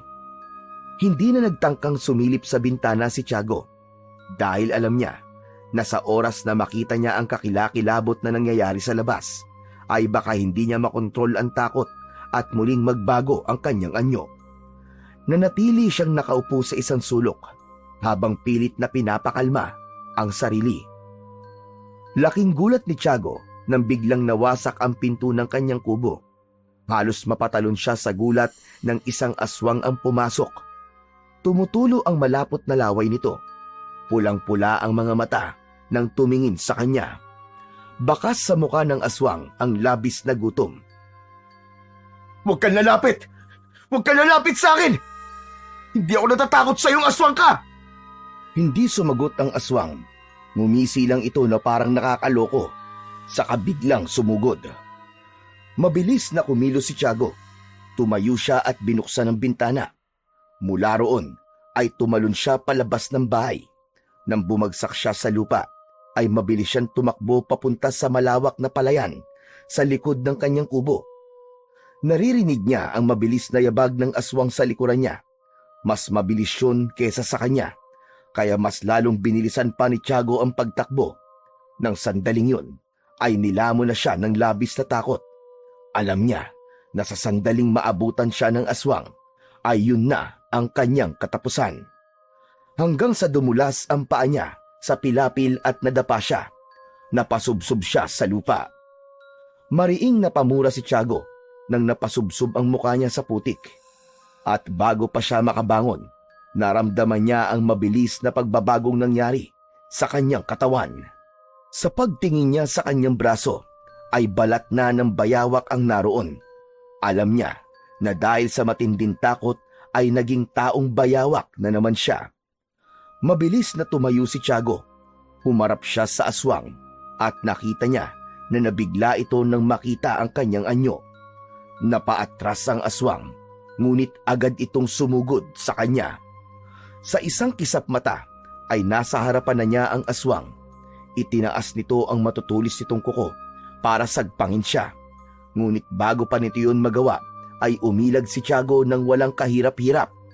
Napansin niyang parang natural lang sa katawan niya ang ganong kabilis na pagkilos. Muli siyang inatake ng aswang, ngunit sa pagkakataon na yun, ay hindi na siya nag-atubiling lumaban. Sa hindi maipaliwanag na dahilan, alam niya kung paano makipaglaban kahit wala siyang karanasan na makipaglaban sa mga aswang. Umikot siya sa gilid ng aswang at kinalmot niya ito gamit ang kanyang matatalim na mga kuko. Napunit ang balat at laman ng aswang. Napahiyaw ito at umatras habang hawak ang dumurugong sugat sa tagiliran. Muling umatake ang aswang sa kanya, ngunit lahat ng pag-ataking ginawa nito ay matagumpay na naiwasan ni Tiago. Nang makakita siya ng pagkakataon, ay nilaslas niya ang leeg ng aswang gamit ang kanyang matutulis at mahahabang kuko. Bumagsak ang katawan ng aswang sa putikan. Matagal niya yung tinitigan at nang hindi na yun gumalaw, ay dun niya napagtantong napatay niya ang aswang. Hindi makapaniwala si Tiago sa kanyang nagawa. Luminga siya sa kanyang paligid at mabilis siyang tumakbo nang dahil sa takot na may makakita sa kanya. Patuloy siyang tumakbo hanggang sa tuluyang makapasok sa loob ng gubat. Doon na siya huminto habang habol ang kanyang paghinga at nanginginig ang buo niyang katawan. Umupo siya sa ilalim ng isang malaking puno at isinandal ang likod sa katawan nun. Tahimik siyang naghintay doon sa pagbalik niya sa pagiging tao. Umaga na nang lumabas si Tiago mula sa kanyang pagtatago sa gubat. Habang naglalakad siya pauwi, nanlumo siya sa kanyang nakita. Mga bangkay na nakahanay sa gilid ng kalsada na may mga sugat at bakas ng matitinding kalmot at kagat mula sa aswang. Dinig na dinig niya ang hagulgol ng mga namatayan. Mabigat ang bawat takbang ni Tiago hanggang sa makarating siya sa kanyang kubo. Nang makita niya ang isang sirang pinto, ay agad niyang inumpisahang ayusin yun. Habang inaayos niya ang pinto, ay nagulat siya nang marinig niya ang pagtawag ni Lolo Tunying sa kanyang pangalan. Hindi siya lumingon. Patuloy lang siyang nagkunwaring abala sa pagkukumpuni ng pinto. Alam kong pagod at takot ka, pero kailangan natin mag-usap, Tiago. Bumitaw si Tiago sa martilyo at hinarap ang matandang lalaki habang pinipigilan niya ang galit sa kanyang dibdib. Lolo Tunying, pakiusap. Wala ako sa wisyo para makipag-usap sa kahit na sino ngayon. Umalis na lang po kayo. Nakita kita kagabi. Tumakbo ka papunta sa palayan. Nanlamig si Tiago. Napalunok siya at biglang bumilis ang tibok ng kanyang puso. Labis siyang nag-alala dahil baka nakita nito ang kanyang pagbabagong anyo. Oh, tama kayo. Tumakbo nga ako ron. Hinabol ako ng aswang kaya malamang tatakbo ko para makatakas. May problema ba ron? Alam kong hindi lang yun ang nangyari, Tiago. Matagal ko nang alam ang sekreto mo. Nung matagpuan kita nun sa gubat, ay wala kang malay at nasaan yung taong bayawak ka. At sa mismong harapan ko, bumalik ka sa pagiging tao. Naningkit ang mga mata ni Tiago. Humakbang siya palapit sa matanda at bigla niyang hinawakan ang kwelyo ni Lolo Tunying at hinila to palapit sa kanya. Subukan mo lang na ipagkalat sa iba ang alam mo at hindi ako magdadalawang isip na patayin ka. Wala akong balak na ipagkalat ang nalalaman ko tungkol sa'yo, Tiago. Kung gusto ko yung gawin, sana matagal ko nang ginawa. Napatingin si Tiago sa matanda. Hindi niya alam kung paniniwalaan niya ito, pero may kung anong sinseridad sa boses ni Lolo Tunying na nagpapagaan sa kanyang loob. Binitiwan niya na ito at matiim itong tinignan. Nandito ako para tulungan ka, Tiago. Pero gusto kong maintindihan, paano ka naging taong bayawak? Saglit na nanahimik si Tiago. Huminga siya ng malalim bago nagsimulang magsalita. Napadpad po ko sa isang bahagi ng gubat na hindi ko pa nakikita nun. Doon ko nakita ang isang gintong bayawak. Namangha po ko sa kanya, kaya hinuli ko siya at napatay. Ang gintong bayawak na alaga ni Ariane. Hindi ba't binalaan na kita tungkol sa bayawak na yon? Ang nasa isip ko lang po ng mga sandaling yun ay ang perang makukuha ko kapag naibenta kong gintong bayawak. Hanggang sa nagpakita po sa akin si Ariane. Pinarusahan niya ako. Binigyan niya ako ng mutya ng gintong bayawak. Isinumpa niya ako. At mula noon, sa tuwing nakakaramdam ako ng matinding emosyon gaya ng takot at galit, ay nagiging taong bayawak ako. May sinabi ba ang diwatang si Ariane na paraan para matanggal ang mutya at ang sumpa sa'yo? Oo, Lolo Tunying. Sinabi niyang kailangan kong makagawa ng isang malaking kabutihan. Kung ganon, gawin mo na lang ang hinihingi ng diwata. Sinubukan ko na po. Maraming beses na akong tumulong sa ibang tao. Lahat ng kabutihang alam ko, ginawa ko na. Pero tignan mo ako ngayon, Lolo Tunying. Nandito pa rin ang sumpa at mutya sa katawan ko. Sa tingin ko, niloloko lang ako ng Ariane na yon. Wala talaga siyang balak na alisin sa akin ang mutya. Napaisip si Lolo Tunying. Makalipas ang ilang sandali, ay tumingin ito ng diretso kay Tiago. Hindi kaya mas malalim na kabutihan ang hinihingi sa'yo ni Ariane? Ano pong ibig niyong sabihin, Lolo Tunying? Nakita ko kung paano mo nilabanan ng aswang kagabi, Tiago. Kitang-kita ko ang husay mo, ang bilis mo at ang lakas mo. Hindi kaya ang totoong misyon na hinihingi sa'yo ni Ariane ay tapusin ang pananalasan ni Karim at ng mga tauhan niya sa baryo natin? Napailing si Tiago at humalakhak ng mapakla. Kabutihan? Hindi kabutihan ang gusto mong gawin ko kung pagpapakamatay yun. Hindi ka naman mag-isang lalaban, Tiago. Bumubuo na ako ng kilusan laban sa mga aswang. Marami na gustong lumaban. Hindi na tayo basta magiging mga biktima. Pero kulang kami sa lakas. Malaki ang magiging ambag mo sa laban kung gagamitin mo ang pagiging taong bayawak mo sa mabuting paraan. Umiling si Tiago at tumalikod. Naglakad siya papalayo sa matanda. Ngunit hindi nagtagal ay bigla siyang huminto. Hindi ko isusugal ang buhay ko, Lolo Tunying. Hindi ako isang bayani. Hindi ako isang tagapagligtas.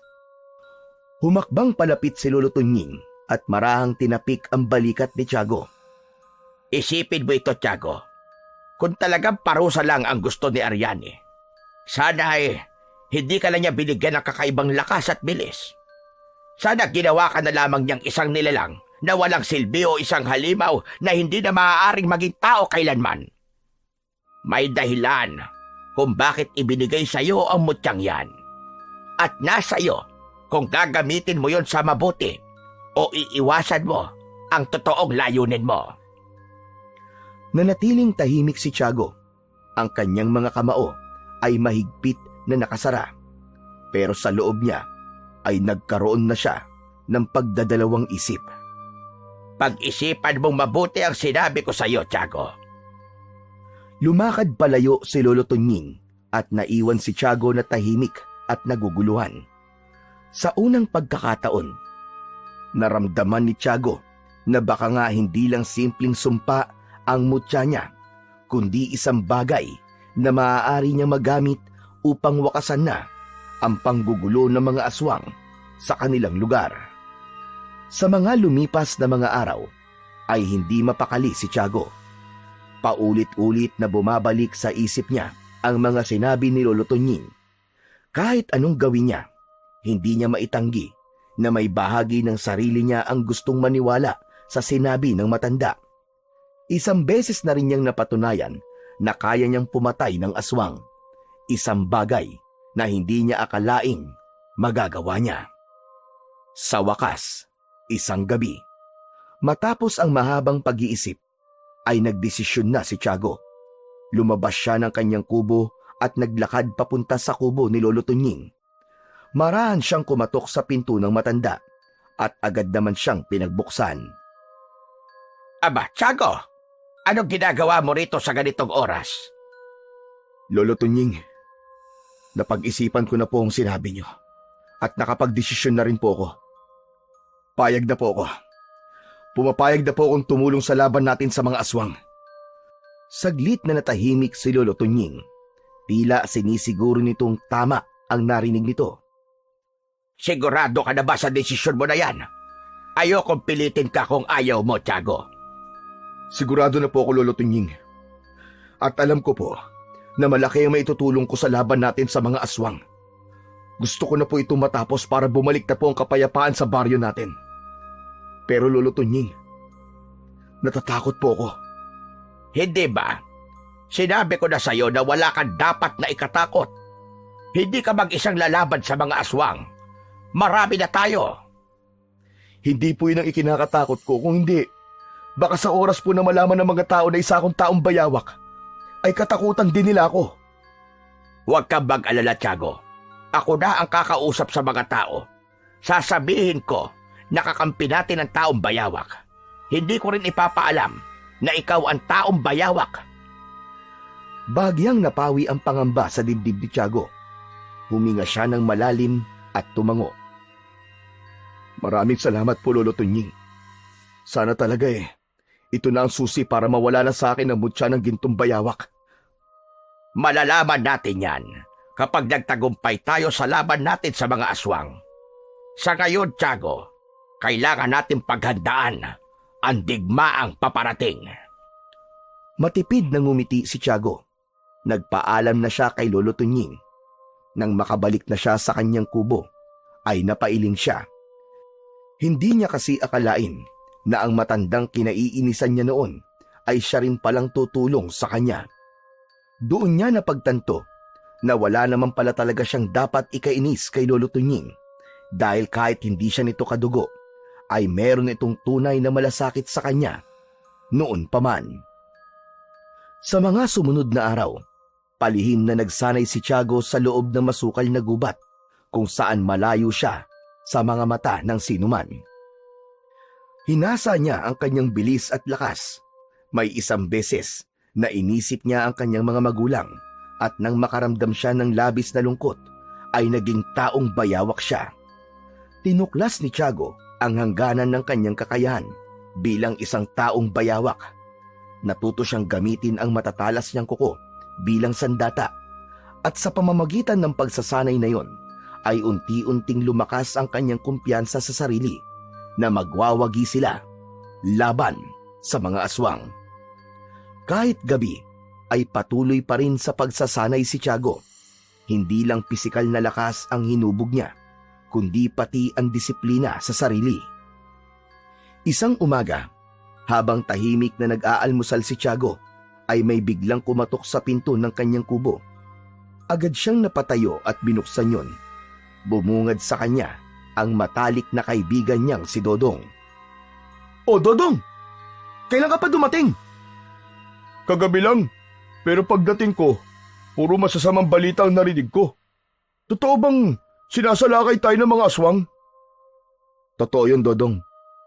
Kaya lahat ng tao dito, takot nang lumabas pagsapit ng dilim. Marami na rin namatay. Kung alam lang sana ng pamilya namin, hindi mo na kami bumalik dito. Pero wala na eh. Nandito na kami. Dapat talaga hindi muna kayo bumalik. Delikado pa rin dito dahil walang nakakaalam kung kailan muling sasalakay ang mga aswang. Alam ko, Tiago. Pero nakausap ko na rin yung ibang kalalakihan. May kilusan daw na binubuo para labanan ng mga aswang. Sasama kami ni tatay. Sigurado ka ba, Dodong? Hindi ito basta-bastang laban. Mga aswang ang kakaharapin nyo. Sigurado na kami ni tatay. Hindi rin tayo pwede manatili na lang sa takot habang inuubos tayo ng mga halimaw na yon. Ikaw ba, Tiago? Kasama ka ba nalalaban sa mga aswang? Nagkibit balikat si Tiago at umiling. Hindi. Kaya nyo na yan. Napayuko si Tiago.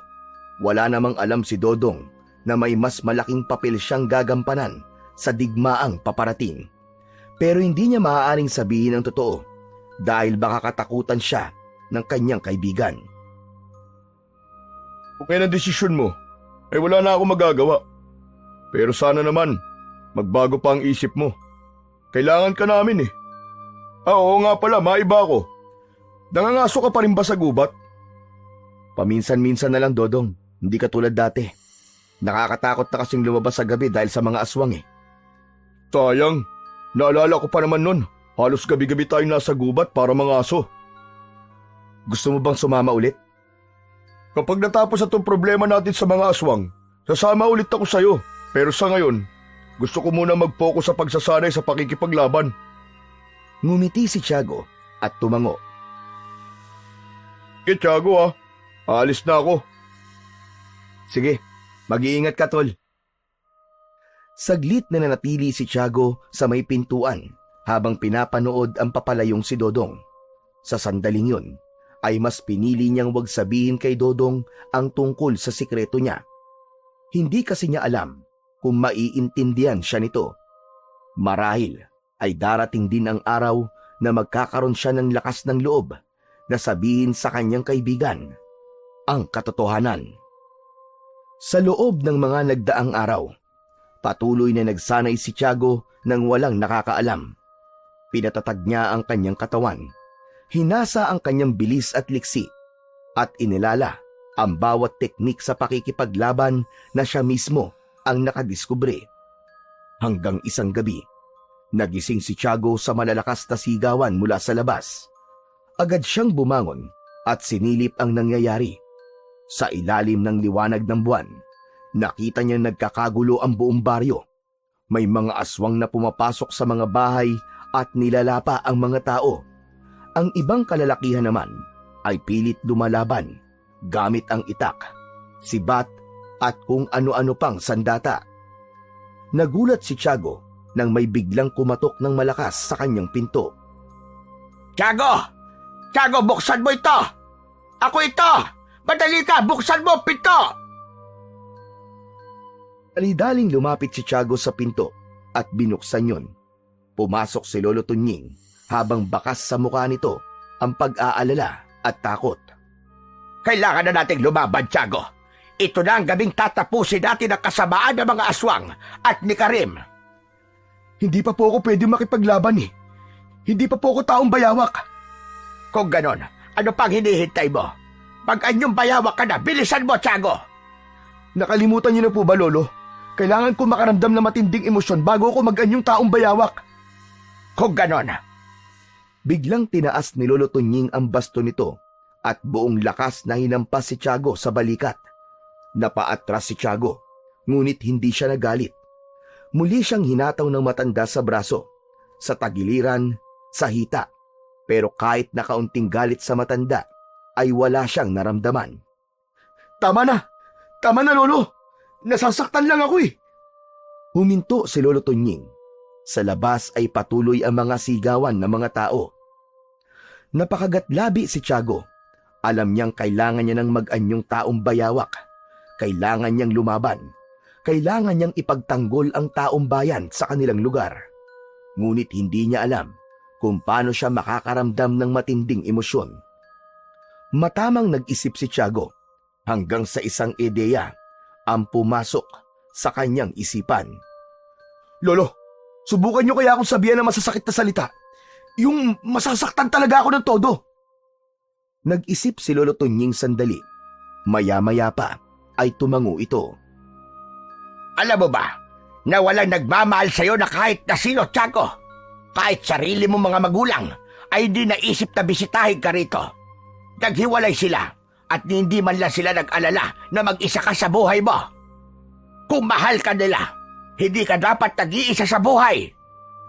Ang mga salitang yon ay parang isang matalim na itak na tumusok sa puso ni Tiago. Para bang naalimpungatan siya sa isang katotohanan na hindi niya matanggap. Hindi siya nakapagsalita kagad, ngunit naramdaman niya ang init ng galit na dahan-dahang umakyat mula sa kanyang dibdib. Tama na. Tama na, Lolo. Hindi niyo na kailangan sabihin yan. Pero yun ang katotohanan, Tiago. Walang nagmamahal sa'yo. Hindi ka mahal ng nanay at tatay mo. Nagliyab ang galit ni Tiago sa mga salitang yon. Ang puot ay mabilis na nilukob ang buo niyang pagkatao. Sa pagkakataon na yon, ay naramdaman ni Tiago ang mabilis na pagbabago sa kanyang katawan. At sa isang kisap mata, ay nag-anyong taong bayawak na siya. Galit na galit niyang sinakal si Lolo Tunying. Ulitin mo nga sinabi mo. Ulitin mo! Habang sakal kita, tanda! Marahan siyang tinapik ni Lolo Tunying sa balikat. Tiago, nagbibiro lang ako. Sinunod ko lang ang sinabi mo sa akin. Pero nagtagumpay tayo. Naging taong bayawak ka na. Makakalaban ka na sa mga aswang. Ang mga salitang yon ang nagbigay linaw kay Tiago. Dahan-dahan niyang binitiwan si Lolo Tunying. Patawarin mo ako. Nadala lang ako sa aking emosyon. Ayos lang, Tiago. Pero ngayon, ipakita mo sa lahat na ang mga aswang ang dapat na matakot sa iyo at hindi ang mga tao. Magkasamang lumabas ng kubo sina Tiago at Lolo Tunying.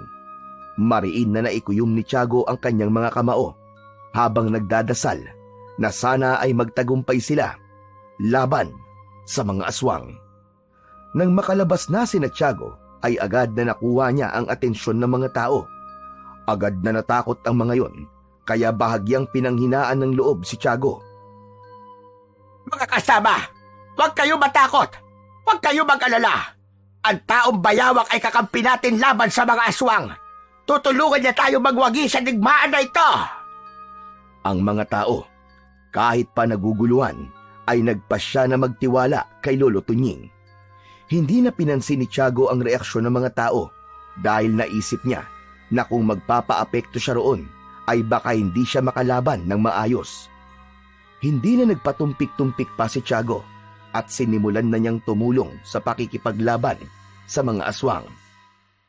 Lumapit si Tiago sa isang aswang at agad niya itong sinakmal sa leeg gamit ang matutulis niyang ngipin. Bumulwak ang masaganang dugo sa leeg nito. Nang bumagsak yon, ay hinarap kagad niya ang isa pang aswang. Walang pagdadalawang isip na kinalmot niya yun sa leeg at hinampas ng mahaba niyang buntot. Isang aswang ang tumalon sa kanya. Pumaibabaw ito sa kanya. Nang akmang sasakmalin siya ng aswang, ay hinawakan niya ang bibig nito gamit ang dalawa niyang kamay at winasak niya ang bibig ng aswang. Mabilis na tumayo si Tiago. Luminga siya sa paligid at nakita niya si Lolo Tunying na sakal ng isang mas malaking aswang. Nagmamadali siyang lumapit sa matandang albularyo at malakas niyang itinulak ang aswang. Nang matumba ito, ay agad niyang hinila si Lolo Tunying palayo sa aswang na yon. Ayos ka lang ba, Lolo? Ayos lang ako. Siya si Karim. Ang sinasabi ko sa iyo na pinuno ng mga aswang na narito sa baryo natin. Nang tumingin si Tiago kay Karim, ay napansin niya ang pagkamangha sa mukha nito habang nakatingin sa kanya. Anong klase kang nilalang? Isang halimaw na may anyo ng bayawak. Bakit hindi mo kami tulungan? Umanib ka sa amin dahil ang mga kagaya mo ay nararapat na sumama sa mga kagaya namin. Hindi ko kaya maging kagaya mo, Karim. Oo, halimaw ang panlabas kong anyo. Ngunit hindi ibig sabihin nun ay kagaya niyo ako mamiminsala at papatay ng mga tao. Kung ganun, humanda ka na sa iyong kamatayan! Sa isang iglap, tumalon si Karim at tinanggal itong sunggaban si Tiago. Sa bilis ni Karim ay hindi nagawang iwasan ni Tiago ang pagbaon ng matutulis itong ngipin sa kanyang braso. Malakas niya itong itinulak at halos tumilapon si Karim sa lakas na meron siya. Malakas ka, pero wala ka pa rin laban sa akin, taong bayawak! Muling umatake si Karim. Tumilapon si Tiago nang makatanggap siya ng malakas na suntok mula sa pinuno ng mga aswang. Ngunit mabilis din siyang bumangon. Matalim na tinignan ni Tiago si Karim at isang malakas na sigaw ang pinakawalan niya bago siya sumugod. Ang matatalas niyang kuko ay nag-iwan ng malalalim na sugat sa katawan ni Karim. Bumaon ang mga ngipin ni Tiago sa katawan ni Karim at dahil doon ay nabawasan ang lakas at liksi nito. Galit na sumigaw si Karim. Mabilis itong tumakbo palapit kay Tiago. Nanatili naman si Tiago sa kanyang kinatatayuan. Nang malapit na si Karim sa kanya, ay pinagalaw niya ang kanyang buntot at ubod lakas niyang itinusok ang dulo ng buntot niya sa tiyan nito. Napaigik si Karim nang maramdaman nito ang pagbaon ng buntot ni Tiago sa katawan niya. Mabilis na hinugot ni Tiago ang buntot niya sa tiyan ng kalaban at parang kidlat na sinunggaban niya ito sa leeg. Buong gigil na kinagat niya sa leeg si Karim at walang nagawa si Karim kundi ang mapasigaw. Matapos yun ay nilaslas ni Tiago ang leeg nito ng paulit-ulit gamit ang kanyang matutulis at mahahabang kuko. Tumigil lang siya nang halos humiwalay na ang ulo ni Karim sa katawan nito. Napahinto ang ibang aswang nang makita ang pagkamatay ni Karim. May iba na nagpatuloy sa pakikipaglaban, ngunit marami rin ang umatras at piniling tumakas. Alam ni Tiago na kailangan niya nang umalis dahil anumang sandali ay babalik na siya sa pagiging tao. Mabilis siyang tumakbo palayo sa baryo at tinahak niya ang daan patungo sa gubat. Hindi niya maipaliwanag ang sayang meron siya ng sandaling yun dahil sigurado siya na sa pagkamatay ni Karim na pinuno ng mga aswang ay mahihinto na rin ang pagsalakay ng mga aswang sa kanilang baryo. Pagdating ni Tiago sa gubat ay unti-unti nang bumalik ang anyo niya sa pagiging tao. Matapos yun ay isang liwanag ang lumitaw sa kanyang harapan, kung saan ang liwanag ay naging si Ariani. Tiago, binabati kita. Natapos mo na ang isang mahirap na laban at nakagawa ka ng kabutihan sa pamamagitan ng pagpatay sa pinuno ng mga aswang na si Karim. Kung ganon, alisin mo na sa akin ang mutya. Tanggalin mo na ang sumpa sa akin. Makakabalik na ba ako sa pagiging normal na tao? Oo, Tiago. Ngunit bago ko yun gawin, bibigyan kita ng pagpipilian. May dalawang bagay na maaari mong gawin. Una, aalisin ko ang mutya mula sa katawan mo at babalik ka sa iyong normal na buhay bilang isang tao. Ngunit ang pangalawa ay mananatili ang mutya sa iyo, ngunit makokontrol mo na ito. Ibig sabihin, magiging taong bayaw ka lang kung nanaisin mo. Nag-isip si Tiago. Hindi siya sigurado. Ngunit isang pakiramdam ang bumangon sa kanyang puso. Ang kapangyarihan na natamo niya at ang kasiyahan na nararamdaman niya matapos niya matulungan ang mga tao sa baryo nila ay isang bagay na hindi kayang bayaran ng kahit na anong laking halaga ng salapi. Pipiliin ko po ang pangalawa, mahal na diwata. Gusto ko manatili ang mutya sa akin. Mas mabuti na maging handa ako kung sakaling kailanganin muli ng aming baryo ang kapangyarihan ko. Iginagalang ko ang desisyon mo, Tiago. Ang mga taong may kapangyarihan ay may mabigat na tungkulin. Sana'y magamit mo ito upang magdala ng kabutihan sa lahat. Nagulat si Tiago Nang mula sa likod ng diwata ay lumabas ang gintong bayawak. Sandali! Akala ko mapatay ng gintong bayawak. Hindi mo talaga napatay ang gintong bayawak, Tiago. Walang sino man ang kayang pumatay sa kanya. Dahil siya ay alaga ng isang diwata. Sadyang naghahanap lang ako ng taong karapat-dapat na magtaglay ng mutya ng gintong bayawak. At ikaw yun, Tiago. Nais ko na gamitin mo ang mutya sa paggawa ng kabutihan. At sana ay may natutunan kang leksyon sa mga nangyari sa'yo. Matapos yung sabihin ng diwatang si Ariani, ay naglaho na ito kasama ng gintong bayawak. Naiwan si Tiago na may malaking ngiti sa kanyang labi. Sa kabila ng mabigat na tungkulin na inako niya, ay wala siyang naramdamang pagsisisi.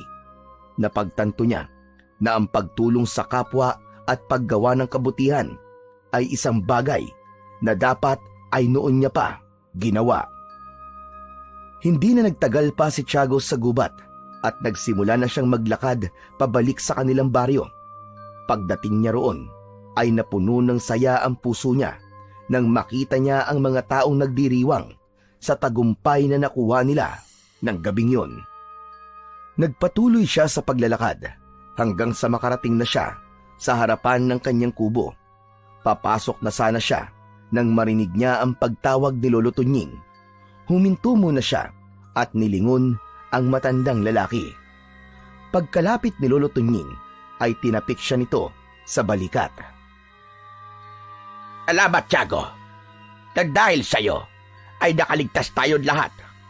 Wala na si Karim, kaya tapos na rin ang pagsalakay ng mga aswang dito sa ating baryo. Walang anuman po, Lolo Tunying.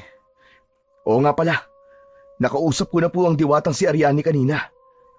Tama po kayo. Kailangan kong labanan ng mga aswang para bawiin ni Ariani ang sumpa. Kung ganon, wala na sa'yo mutya na gintong bayawak. Nasa akin pa rin po, Lolo. Pero kaya ko na pong kontrolin. Magiging taong bayawak lang po ko kung kailan ko gusto. Pinapili po kasi ako ni Ariani kung aalisin ang mutya o kung mananatili ito sa akin. At pinili ko pong manatili ang mutya sa akin. Bakit mo pinili na manatili sa'yo mutya? Pagkakataon mo na yon para maging normal ulit. Kasi po, Lolo Tunying, masarap po palang makatulong sa kapwa at saka hindi tayo sigurado kung si Karim lang ba ang aswang nasasalakay dito sa baryo natin. Kailangan pa rin po natin ang lakas ng taong bayawak sa pakikipaglaban kapag kinakailangan. Napangiti si Lolo Tunying sa mga sinabi ni Tiago. Bakas sa mukha nito ang labis na kasiyahan.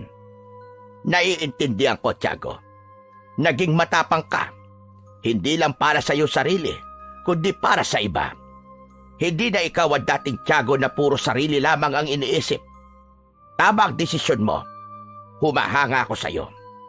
Huwag mong kalimutang gamitin ang iyong lakas para sa kabutihan. Marahan siyang tinapik ng matanda sa balikat. Nagpalitan sila ng ngiti. Matapos yun ay tuluyan ng pumasok si Tiago sa kanyang kubo. Nahiga siya sa papag at pumikit. Sigurado siya na simula sa gabing yun ay makakatulog na silang lahat ng maayos at mahimbing dahil tapos na ang bangungot na bumalot noon sa kanilang baryo. Sa mga sumunod na buwan ay tuluyan ng nagbago si Tiago. Naging responsabling mangangaso na siya at hindi na siya nanguhuli ng hayop sa gubat ng sobra-sobra o higit sa kanyang kailangan. Sa kabila ng lahat, patuloy na nagbantay si Tiago. Wala siyang kapaguran sa paghahanda at pagsasanay. Naniniwala siya na habang nasa kanya ang mutya ng gintong bayawak, ay may responsibilidad siyang protektahan ang kanilang baryo laban sa mga aswang o kahit na anong kampon ng kadiliman na magtatangkang sirain ang kapayapaan na kanilang tinatamasa. Nagagawa mo ng tama, i-go na yun. Sir, paano po yung halimbawa, paano nagdadabing, ilang tao po ang pwedeng sa isang anime? Halimbawa sa isang anime, 8 dabber yan usually. 8 tao. Tapos, Sarital po yun, sir. by schedule. Sari-sariling oras. Wala po kayo extend na dun, sir, no? Wala akong ka-eksena. Oo. Alam ko na po. Hindi ka pwede magsabay sa loob ng studio. Yun ang ano ngayon. Kasi po, kapag halimbawa nakikinig po ako ng radyo, tapos nakalive din po kayo sa Facebook ng Sanalor. Pinapanood po ni Mama na tapos in-explain po sa akin kung ano pong ginagawa ni doon. Nakatalikod daw po kayo sa eksena ni Sir. Oo. Hindi kayo magkaharap. Oo. Pero minsan, magkasama kami sa mic. Si Sana Lord yun, ha? Itong live recording. Opo. Oo. Magkakasama kami. Pero pag dubbing, yung dubbing na talagang sa movie or sa series, Yes po. kanya-kanyang oras yun. Halimbawa po ba, may ganyan siyang nagkakamali. Paano po? Oo, maraming beses, hindi na iiwasan. Ang gagawin mo lang ulitin mo lang yung gagawin, yung ginawa mo, yung pagkakamali mo. Kailangan po pa talaga pag halimbawa halimbawa nasa restaurant pa, kasi kailangan sabihin yung kung nasaan kayong lugar, kung anong ginagawa niyo para malaman ng tamang tao kung pag ilan po bang karakter na po? Sir, sa ako po, meron pa ako ng isang paboritong istorya po ron, ang anak ni Kapitan. Oo. Kapitan Silvio. Sir, please, sir, pakita niyo po ang boses ni Kapitan Silvio, sir. Ano nga bang boses ko doon? Anak ni Kapitan, dami ko na na-record eh. Pero kadalasan mga ginagamit ko doon, halimbawa, lolo. Ano ka ba naman, iyo? Uy, Tandaan mo, walang mutsag makatatalo sa kapangyarihan mo na yan. paano po boses na song, sir? Yung talagang, katulad din akong bumok. Tandaan mo, lahat ng mga mutya ay walang kalaban-laban sa akin.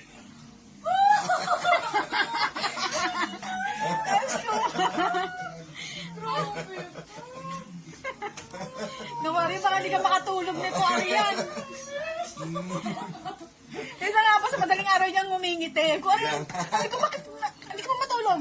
Ngayon pala, yung eksena niyo po pala, inaano niya, dinadama niya pa. Maraming salamat sa iyo, Aryan. Sir, ha? sir, wala pang ano man, sir. Basta po, marami pa po kayong, Napabot na ng bag ko.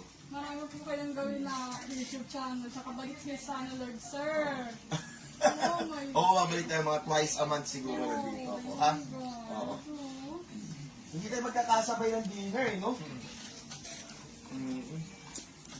Oh my God. Ang tawa kay Arian. Pang-dinner yan. Ay, hindi po. Huli mo, hindi, bigay ko sa iyo. Regalo ko sa iyo, ha? Regalo ko sa iyo. Thank you Regalo ko po. sa iyo, ha? So, kaya nga po kami, wala kami man lang dali. Nakakaya nga po eh. Hindi, wala. Masayang masaya ako at meron akong katulad mo na humahanga sa akin, ha? Basta masaya ako na sa tuwing napapakinggan mo ko, kahit pa paano ay nagiging masaya ka. Ha? Minsan nga po, anong oras na? Basta't Sabi niya, nandito si akong isa. Ha? lagi na Si yun. The Voice Addict. Okay? Salamat, Ariana. Temayla, salamat. Apo, salamat na po. Maraming salamat. Recording lang ako. Iya po, salamat po. Thank you very much. Mamaya, sir. Oo, sige. Tapos. Thank you po. Salamat. Habol ka sa Send mo pamas sa ko. akin yung video, ha? Opo. Papanoorin ko. Sige po. Salamat Sa po. asawa ko. Oh my God.